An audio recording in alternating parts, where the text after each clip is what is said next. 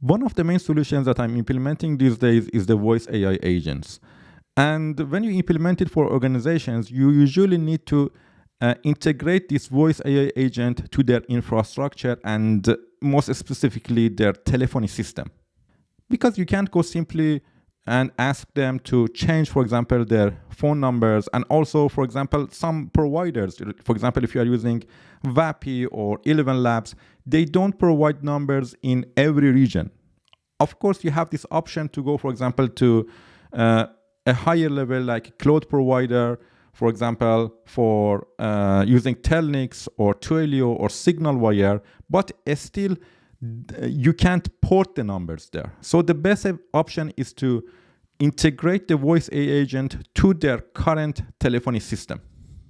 Another reason will be they already implemented this telephony system and they have lots of extensions and they don't want to remove all these extensions. Even if they want to go to the cloud, it will be costly for a lot of them. So, and the voice AI agent will work, for example, for a specific department. For example, they want their voice AI agent to act as a reception.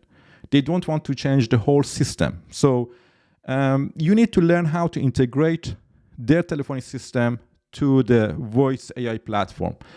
There are a lot of voice AI platforms. There are different methods to connect to them. One of the main methods is the SIP protocol to integrate in a telephony layer.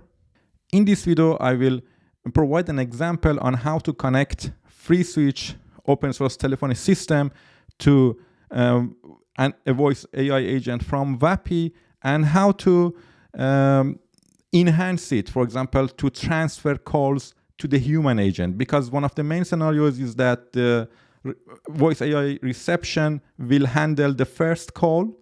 For example, thank you for calling to company ABC. If it can help, of course, he will help, but also he needs to have this capability to transfer the call to the human agents or to our different departments. Let's explain what we want to achieve here in the graph and then a demo before we go into the implementation.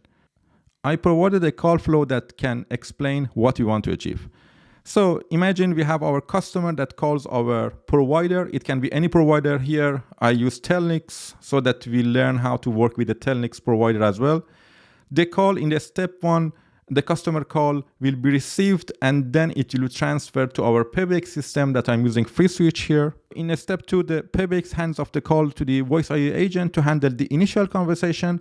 And if the voice AI agent, of course, based on the knowledge base or based on different tools that you design your voice agent can help the customer, he will help the customer, or else it will transfer the calls to different departments or to different teams, for example, like sales or support in our example. So that's the step 3, that after the voice AI agent decided to transfer the call, he can transfer call back to our PBX system, and then the PBX transfer back to our sales or support department.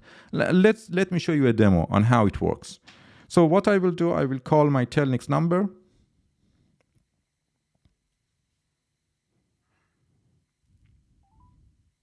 Hello, thank you for calling. I can connect you with our sales team, technical support, or general inquiries. How can I help you today? Please connect me to the sales department. Transferring the call now. Let me just mute my speaker and then I will open my Zyper.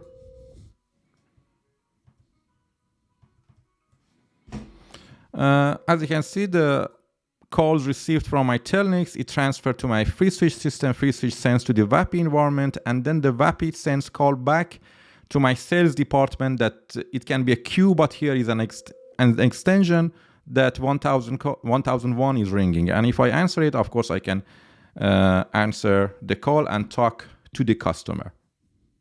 So let's get started and see how we can implement such a system using FreeSWITCH and VAPI.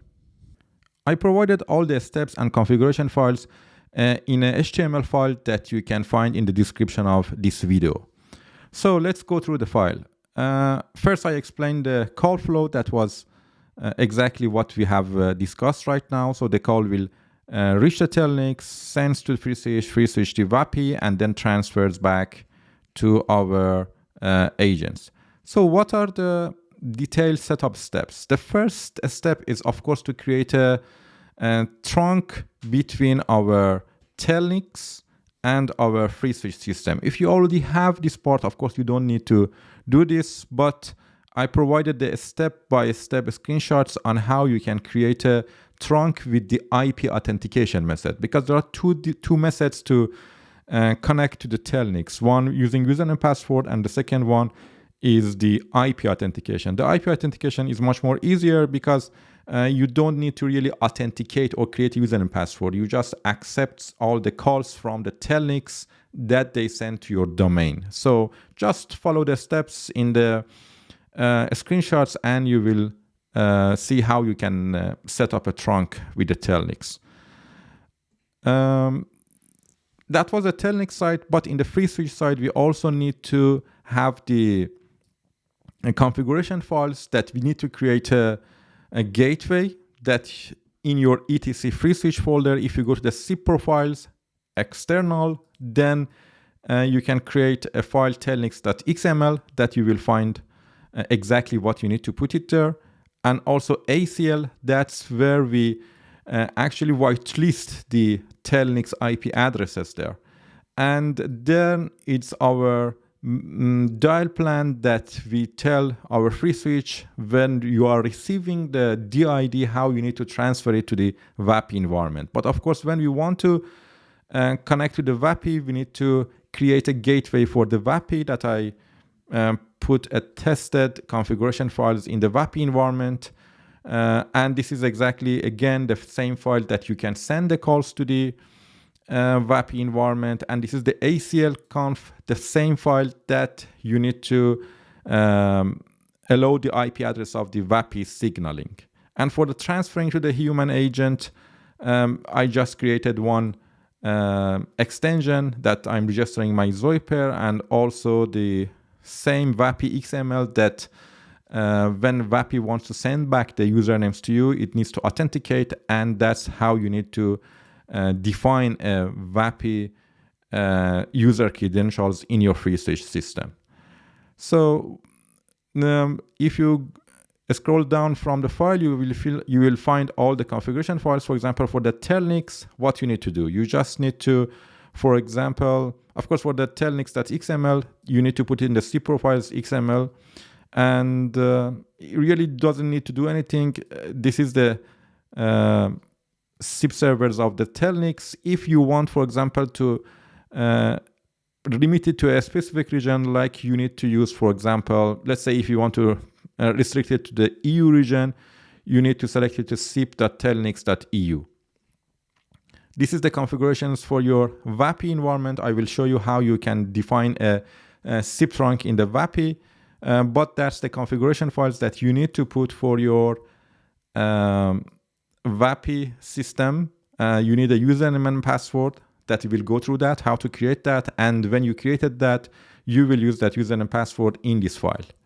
Also the dial plan, so here you need to replace this with your DID number. Let's say your DID number is +1 something, right? You just need to add that and replace it with your DID number here, and then it will transfer to the VAPI. And here you need to use your VAPI SIP URI that you will learn what is the VAPI SIP URI. Also, this is when the VAPI wants to send callback and transfers, and this is the extension 1001. That's the default extensions that if you are work with the FreeSWITCH, you already know how to register actually your phone in the FreeSWITCH, but that's a sample configuration files. And also the ACL that I put the IP address of the Telnyx and VAPI here as of now, that is April 2026. That's the IP addresses. Always check what are the IP addresses. Maybe they are different. And I listed down again the deployment steps that you can follow them. The only thing that you still need to know is how to create a VAPI. Let's say bring your own trunk, SIP trunk, that I will show you how to do it right now. In order to do that, you can log into your VAPI environment.